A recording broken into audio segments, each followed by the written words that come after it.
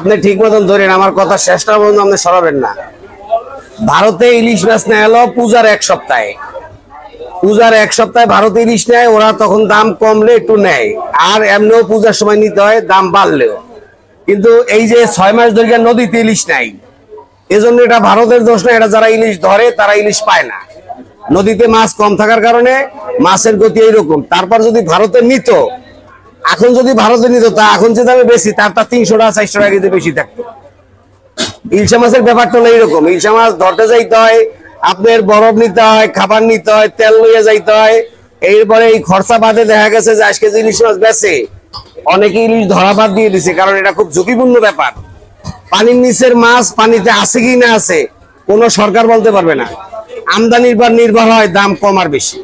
এমনি বর্তমানে 1 কেজি 200 গ্রামটা 300 গ্রামটা 1800, 1 কেজিটা 1700, 1 কেজির নিচে যেটা সেটা 1400 1350, আপনার আধা কেজিটা 900 950, আপনার যেটা কেজিতে 4টা এটা 700, এরকম বর্তমানে ইলিশের দাম। এইটা হলো কেজিতে 3টে হয়, এটা হলো 800 টাকা কেজি বিক্রি হচ্ছে। এইটা হলো কেজি 900, এটা হলো মনে করেন কেজিতে 2টা হয়, হাফ কেজি। এইটা হলো 1700, সোয়া কেজি 1700 টাকা কেজি। অনলাইনের ব্যাপারটা এরকম, মনে করেন অনলাইনে যে যেরকম বলে, কিন্তু বর্তমান যে পরিবেশ বা পরিস্থিতি এটা নিয়ে কেউ কথা বলে না। যার মতন যে বলে, আসলে বাস্তবের সাথে এটার সাথে কোনো মিল হবে না। কারণ ইউটিউব একটা ফাইজলামি, ইউটিউব মানুষকে প্রতারণা করে, ইউটিউব মানুষকে প্রতারক বানায়। ইউটিউব বিষয়টা হলো এইরকম। আর বাস্তব জিনিসটা হলো যে আমি বাজারে আসছি, আমি কি দামে কিনলাম, আমি কতটুকু কিনলাম, কি দামে কোন সাইজ কিনলাম, এইটা হলো বাস্তব। এবং সবকিছু আমদানির উপর নির্ভর করে। আপনি যদি ফসল ভালো হয়, আম যদি ভালো হয়, তাইলে আম দাম কম থাকে সিজনে। ইলিশ মাছ যদি পানির ভিতরে থাকে, জাল মানে জেলেরা ধরে, দেখা গেছে যে ধরা পড়ার পরে আমদানি বেশি হইলে দাম একটু কমে, আর আমদানি বেশি না হইলে তো মালের ক্রাইসিস থাকলে সবসময় মালের দাম থাকে। যেমন মনে করেন আগে শুধু ঢাকা ইলিশ আসতো, রাস্তাঘাট ভালো ছিল না, রাস্তাঘাটে গাড়ি ঘোড়া চলতো না, সব মাছ ঢাকায় আসতো লঞ্চে। এখন মনে করেন বাংলাদেশের এমন কোন জায়গা নাই যে ইলিশ মাছ না যায়, এখন সবাই খায়।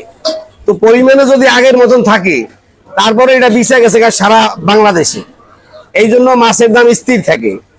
মানে 50 টাকা কমে, 100 টাকা কমে, 200 টাকা কমে, কম মানে এইরকম না যে এই সাবেক আমরা 20 বছর আগে সস্তা কিনছি সেই রকম জায়গায় যাবে। কম মানে পরিমাণ আগে প্রথম সিজনে ছিল 2200, ওইটা এখন 1700। তাই 2200 দিকে 1700, 700 টাকা কেজিতে কমছে, এটা কম। যদি আরো আমদানি হইতো, যদি ধরা পড়তো, তাইলে আরো কম। ধরা না পারলে সম্ভাবনা বাড়ানোর সম্ভাবনা আছে। ইলিশ মাছ কম থাকার কারণে পানির নিচের ইলিশ মাছ কেউ বলতে পারবে না যে আগামীতে দাম কমবে। যদি পানির নিচে ইলিশ মাছ থাকে, জেলেরা যদি ধরতে পারে, তাইলে কমার সম্ভাবনা আছে।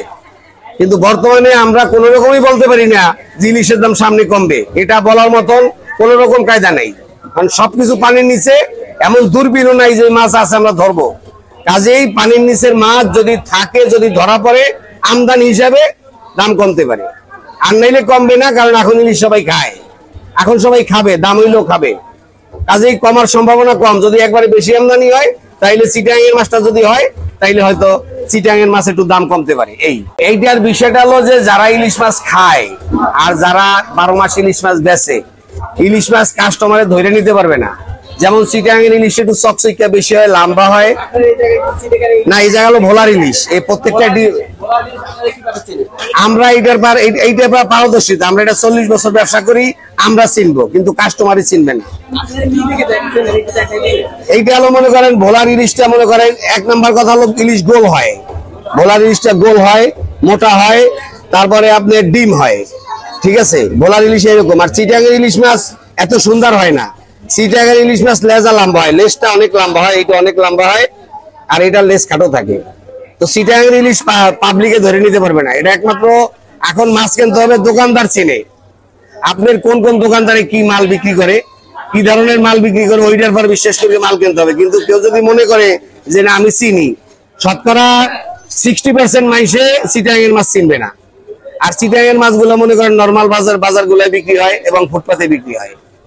ওরা মিথ্যা কথা কই বেচে। এর কারণ আমাদের বাজারে দোকানদার, আমরা আপনি একটা মাছ কিনছেন, ভালো হইলে আমার কাছে আবার আসবেন। আমি কিন্তু আপনার লগে বাটপারি করে ব্যবসা করলে আমার দোকানদারি টিকবে না। আমাদের দোকানদারদের টার্গেট হলো এইটা, যে যত ভালো দিতে পারি কাস্টমার আমার আসবে। ওকে, ইলিশ মাছটা কিন্তু সাগরে থাকে। আগে বোঝেন যে ইলিশ মাছটা সাগরে থাকে, এটা যখন বাংলাদেশের মিঠা পানিতে ঢোকে এর লবণত্ব আস্তে আস্তে কমে। চিটাগাং মাছটা লবণাক্ত মাছ, সাগরের মাছ, এই জন্য ওটা টেস্ট কম, তেল কম। কিন্তু যখন মিঠা পানিতে ঢোকে, এটাকেই পদ্মার মাছ এবং ভোলার মাছ, বরিশালের মাছ আমরা বলি, এই মিঠা পানিতে ঢোকলে লবণত্ব কমে যায়। তো কমে গেলে ইলিশটা তেল হয় এবং স্বাদ হয়। এই ইলিশের বৈশিষ্ট্য হলো এইটা। কথা বুঝতে পারছেন? এটা বাংলাদেশের 90% মানুষ বুঝবে না ইলিশ মাছ। অনেকে বলে ইলিশ মাছের খাবার দেওয়া লাগে না, তো ইলিশ মাছ এত দাম কেন? ইলিশ মাছের সবচেয়ে খরচ বেশি। ইলিশ মাছ ধরতে যে খরচ, অনেক সময় দইরা ইনকে বেচলে খরচা ওঠে না, এত খরচ ইলিশ মাছ ধরতে। কারণ নৌকায় তেল লাগে, বরফ লাগে, খাবার লাগে, 2-3 দিন বাণিজ্যে যায়, এই যে লোক খাবার দিয়ে যাইতে হয়, এই সবকিছু বহন করে ইলিশ মাছ ধরার পরে, এইটার পরে এইটা সব, এই খরচটা সব ইলিশ মাছের পরে। কাজে এইগুলো আপনারা যখন প্রচার করবেন, যাতে মানুষ যাতে বিভ্রান্ত না হয়, পাবলিক আমজনতা যাতে বিভ্রান্ত না হয়, আসলে সংবাদটা একদম নিষ্ঠাভাবে দিতে হয়। সংবাদটা মানুষ প্রস্তুত থাকে যে আমার এইভাবে চলতে হবে। আপনি ইউটিউবে দেখা গেল যে আপনার এর একটা ইলিশ মাছ ভাজতে আছে এক মহিলা, এইটা ওজন হলো 250 গ্রাম। এর একটা ইলিশ মাছ ভাজে আর বলে আমি 2 কেজি ওজন ইলিশ মাছ কিনছি 700 টাকা কেজি।